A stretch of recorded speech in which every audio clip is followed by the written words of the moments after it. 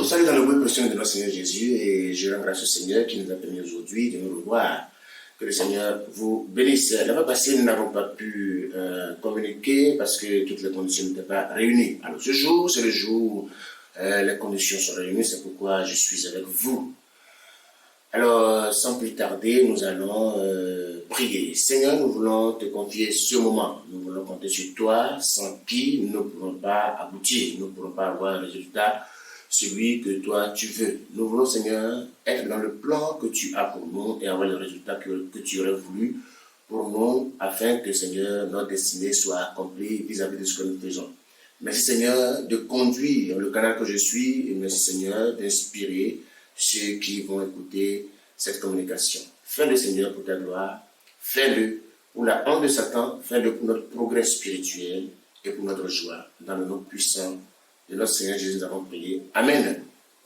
Alors, je suis content, je disais tout à l'heure, parce que, voilà, nous renouons avec, je renoue le contact avec vous. La fois passée, nous avions parlé de l'héritage des saints. Et je vous ai dit que, en tant qu'enfant de Dieu, nous n'avons pas reçu deux choses. Nous avons reçu Christ, Jésus. C'est lui que nous avons reçu. Et nous devons savoir, en tant qu'enfant de Dieu, que c'est lui seul que nous l'avons reçu. C'est lui qui est notre héritage. C'est lui qui est notre héritage. J'ai fait remarquer l'autre fois que si nous faisons fi de Christ en tant que notre héritage, et que nous n'allons pas fonctionner comme le Seigneur le veut et nous n'allons pas accomplir nos destinées. Alors, si nous n'avons reçu que Christ, si nous n'avons pas reçu les autres choses et que c'est Christ que nous avons reçu, comment se fait-il alors qu'en tant qu'enfant de Dieu, plusieurs personnes sont faibles, ne savent pas où ils en sont, n'ont pas l'impression qu'ils sont des victorieux, ils sont des gagnants? Comment se fait-il? Alors aujourd'hui, je vais vous lire un verset biblique et je vais vous décliner sans plus tarder le thème d'aujourd'hui. Alors, je vais lire dans Matthieu 6. Matthieu 6. Je lis à partir du verset 19. Ne vous amassez pas des trésors sur la terre, où la teigne et la rouille détruisent, et où les voleurs percent et dérobent. Mais amassez-vous des trésors dans le ciel, où la teigne et la rouille ne détruisent point, et où les voleurs ne percent ni ne dérobent. Car là où est ton trésor, là aussi sera ton cœur. Donc, c'est le verset qui m'intéresse. Là où est ton trésor, là aussi sera ton cœur. Donc, j'aimerais voir avec vous rapidement et pourquoi est-ce que, en tant qu'enfant de Dieu, nous assimilons toutes choses à notre héritage. Nous pensons que nous avons reçu beaucoup de choses alors que nous n'avons pas reçu beaucoup de choses. Non, nous n'avons reçu que Christ. C'est au fait parce que notre cœur n'est pas sur Christ. Notre cœur n'est pas sur notre héritage. Notre cœur n'est pas sur notre héritage. Notre cœur est ailleurs. Notre cœur est sur les choses du monde. Et la Bible déclare, sans embâche, que là où notre cœur est, c'est là où notre héritage est. Autrement, là où nous pensons avoir notre héritage, c'est là où aussi notre cœur est. C'est très important. C'est très important de le savoir. Donc, le thème que je vous propose, où est ton cœur? Où est ton cœur? Parce que ton cœur est finalement là où tu penses que ton héritage est. Ton cœur est finalement là où tu penses que tu as ton héritage, tes intérêts et tout ce que tu as. Gloire à Dieu, très important. Alors, je vais lire un autre verset dans Philippiens. Nous allons lire Philippiens 4 et je vais vous parler de quelque chose de très important qui pourra nous aider à comprendre la communication d'aujourd'hui. Philippiens 4. Philippiens 4. Alors, je lis les versets 4. Réjouissez-vous toujours dans le Seigneur. Tu entends? Réjouissez-vous toujours dans le Seigneur. Je le répète, réjouissez-vous. Que votre douceur soit connue de tous les hommes. Le Seigneur est proche.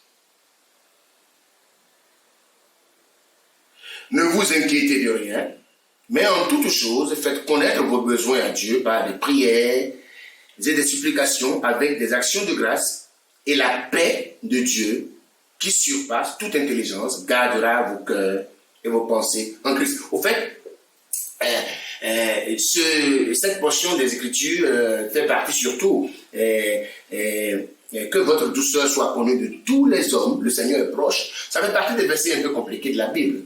Il y a des versets difficiles à cerner, parce que quand vous entendez ça, vous pouvez croire que la Bible est en train de parler du retour du Seigneur. Non. La Bible ne parle pas ici du retour du Seigneur comme Philippiens, non, je vais dire 1 Pierre 4,7 le dit, disant que le retour du Seigneur est proche, nous devons être sobres dans la prière et tout et tout. Non, c'est pas de ça il est question. Il est question d'autre chose. Il est question d'autre chose. Et c'est de ça que nous allons parler. Donc, il dit, réjouissez-vous dans le Seigneur. Regardez. Si par exemple, quelqu'un vous dit, n'aie pas peur, je suis là. C'est tellement que cette personne constituera une aide pour vous, un secours pour vous. Ça veut dire que c'est le plus fort qui va dire au plus faible, ne crains rien, je suis là. Maintenant, c'est fini, je suis là. Nous avons vu dans plusieurs occasions, quand les enfants ont peur, quand la femme est inquiète, etc., et quand on rentre, ou bien une personne, voilà. Non, je suis là maintenant, rien de grave ne t'arrivera. C'est de ça que les enfants de Dieu ont besoin. En fait, ils n'ont pas compris, que Christ est là. Regardez le verset, je reprends le verset. Réjouissez-vous toujours dans le Seigneur. Je le répète, réjouissez-vous. Vous savez pourquoi? Quelqu'un peut être éclairé pour comprendre qu'effectivement, c'est dans le Seigneur qu'il a sa réjouissance. C'est quand il va mettre toute sa valeur dans le Seigneur. C'est quand son cœur sera sur Christ. C'est quand il va prendre Christ comme son trésor. C'est quand il saura que sa réjouissance n'est pas ailleurs, n'est pas dans le monde, n'est pas dans le plaisir, mais c'est en Christ que sa réjouissance est. S'il n'a pas cette compréhension préalable, il ne peut pas se réjouir dans le Seigneur. Alors pourquoi alors tu penses que tu ne peux pas te réjouir dans le Seigneur? C'est parce que tu penses que le Seigneur ne peut pas te donner la satisfaction qu'il te faut. C'est pourquoi ton cœur quitte le Seigneur. Ton cœur est distrait de Christ et ton cœur est ailleurs, sur d'autres choses. Dans le cas précis, il dit que votre douceur soit connue de tous. Vous savez, tu ne peux pas être doux en dehors du Seigneur. Tu ne peux pas être patient en dehors du Seigneur. Le Seigneur est proche de dire, le Seigneur est en toi et c'est lui qui est doux. Si tu sais qu'il est en toi, il est doux, toi-même tu seras doux. Un autre exemple. Le Seigneur est proche. Dans quel cas? Dans le cas de la maladie. Si tu sais qu'il est proche, tu sais qu'il est ton guérisseur. Tu vas jouir de lui parce que c'est ton héritage, le Seigneur. Il est ton héritage. Il est mon héritage. Il est très important de savoir que le Seigneur est proche ici. Est synonyme de le secours est proche. La main protectrice est proche. La main de bénédiction est proche. Le Seigneur du salut est proche. Le Seigneur rédempteur est proche. Le Seigneur de justice est là. Si tu ne le sais pas, frère, tu seras agité. Et tu vas te départir de ton héritage qui est Christ. Parce que ton cœur ne sera pas sur Christ. Je continue un peu.